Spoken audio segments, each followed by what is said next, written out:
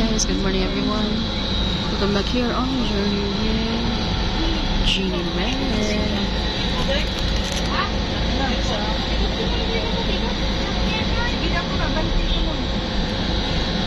So I'm now here at the Uptown. There's an accident here. There's a wire that I don't know what happened, that loosened or fell.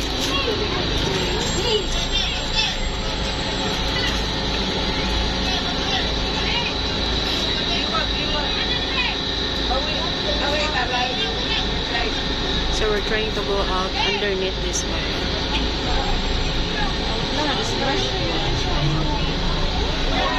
Look at that car.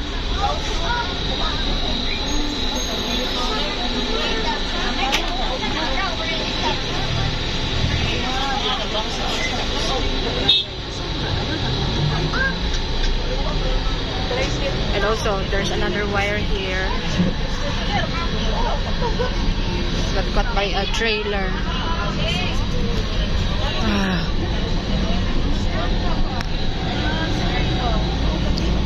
So well, anyways guys, this is the place where I'm working as a barista in a Sage Cafe. And oh, by the way, yesterday we did feel a earthquake around 2 o'clock in the afternoon. It's about 5.1 magnitude.